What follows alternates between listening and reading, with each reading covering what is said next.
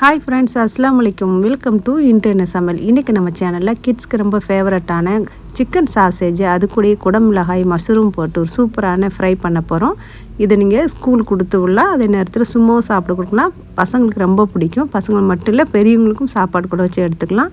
ரொம்ப டிஃப்ரெண்ட்டாக இருக்குது. இப்போ 2 வழியில் நான் உங்களுக்கு செஞ்சு காமிக்க போகிறேன். தனியாக வச்சு சாப்பிட்லாம், ஃப்ரை பண்ணி சாப்பிட்லாம், சாப்பாடோடு மிக்ஸ் பண்ணி சாப்பிட்லாம். வாங்க இப்போ எப்படி செய்யலான்னு பார்க்கலாம்.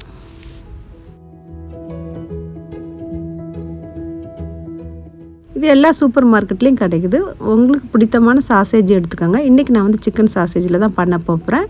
அதுக்கப்புறம் பார்த்திங்கன்னா நான் இன்றைக்கி நீளமாக கட் பண்ண போகிறேன். உங்களுக்கு பிடித்தமான ஷேப்பில் நீங்கள் கட் பண்ணிக்கலாம்.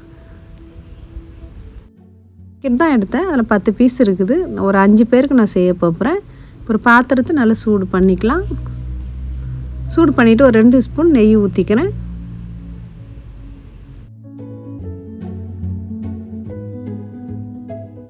நெய்க்கு பதிலாக பட்டர் கூட சேர்த்துக்கலாம். இது கொஞ்சம் எண்ணெய் சேர்த்துக்கலாம். நம்ம ஃப்ரை பண்ணுறதுனால கொஞ்சம் எண்ணெய் ஜாஸ்தி ஊற்றினா கொஞ்சம் நல்லாயிருக்கும். அதுக்காக ரொம்ப ஊற்றிடாதீங்க. இப்போ ஒரே ஒரு வெங்காயத்தை சின்னதாக கட் பண்ணி சேர்த்துக்கிறேன்.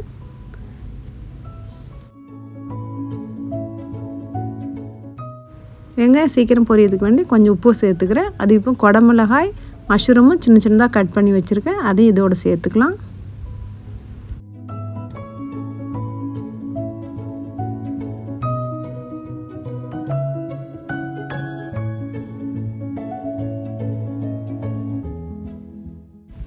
இப்போ மஷ்ரூம் குடமிளகா சீக்கிரம் வெந்துடும். அதனால் இதோடு சேர்த்து சாசேஜும் கட் பண்ணி வச்சுருந்தேன் இல்லையா, அதையும் இதில் சேர்த்துக்கிறேன்.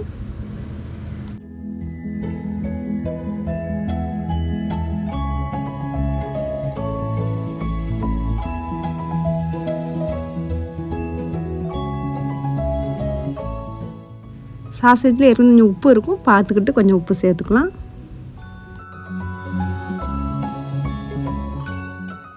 ஸ்டவ்வை லோ ஃப்ளேமில் வச்சுட்டு நல்லா மிக்ஸ் பண்ணிவிட்டேன். ஒரு 5 நிமிஷம் இப்படியே மசாலா போடாமல் மூடி வச்சுக்கலாம்.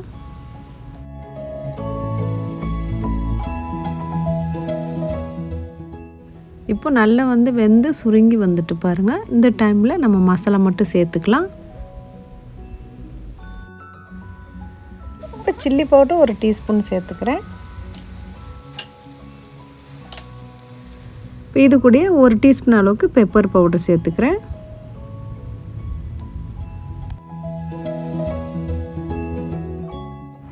ஒரு டீஸ்பூன் அளவுக்கு வினிகர் சேர்க்க போகிறேன். வினிகர் சேர்க்கும் போது வினிகரில் கொஞ்சம் புளிப்புத்தன்மை இருக்கும். அதே நேரத்தில் சாசேஜ் நல்லா சாஃப்டாக இருக்கும். இப்போ மசாலா எல்லாம் சேர்த்துட்டோம். இன்னும் ஒரு 5 நிமிஷம் மசாலா எல்லாம் ஒன்றா சேர்கிறதுக்கு வேண்டி ஸ்டவ்வில் அப்படியே லோ ஃப்ளேம்லேயே வச்சுக்கிறேன்.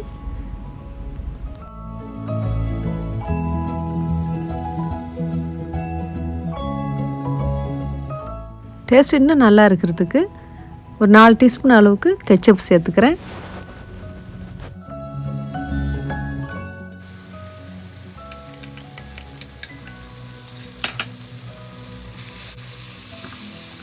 இப்போ நல்லா கலந்து விட்டுட்டு ஸ்டவ் ஆஃப் பண்ணிக்கிறேன். ரெடி ஆயிடுச்சு.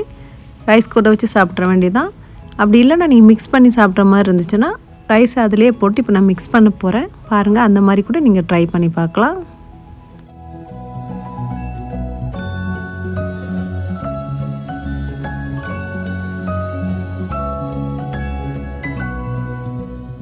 கொரியாண்டர் லீஃபு கொஞ்சம் மேலே தூத்திக்கிறேன்.